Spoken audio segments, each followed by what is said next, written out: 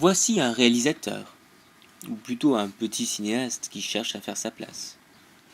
Des idées, il en a plein, mais des sous, il en a point.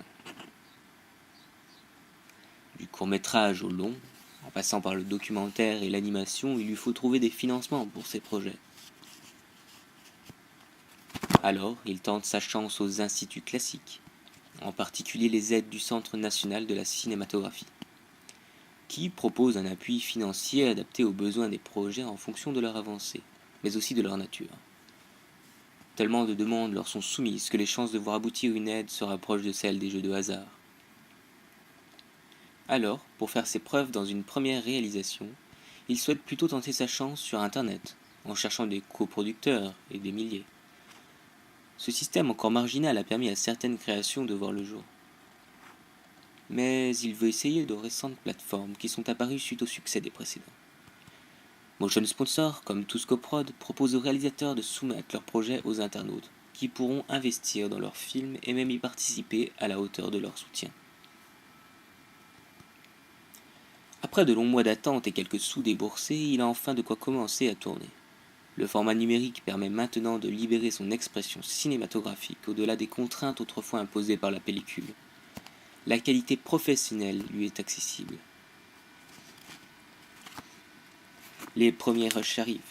Le montage durera des nuits, des semaines, peut-être même des mois de choix sans relâche. Il met à jour la fiche de son film en postant une bande-annonce pour faire languir ses spectateurs, et surtout pour attirer de nouveaux investisseurs. Ravi du résultat, c'est l'heure de lâcher sa création, et donc de trouver un moyen de diffusion dans cette foule de réalisations existantes. Il peut faire don de son film à YouTube ou Dailymotion et toutes ces plateformes classiques. Le système lui apportera la reconnaissance et une très large diffusion, mais pour pouvoir poursuivre son activité, il doit trouver un moyen de gagner son pain. Il peut passer par la VOD à quelques euros le téléchargement, cela devient attractif pour une rémunération correcte de l'artiste, grâce aux internautes de bonne conscience. Mais il sait bien que quoi qu'il en soit, son film se retrouvera en libre-échange sur le peer-to-peer. Malgré ça, certains réalisateurs arrivent à en vivre, comme tente de le prouver l'association Cassandre, qui a pour projet de soutenir les films libres.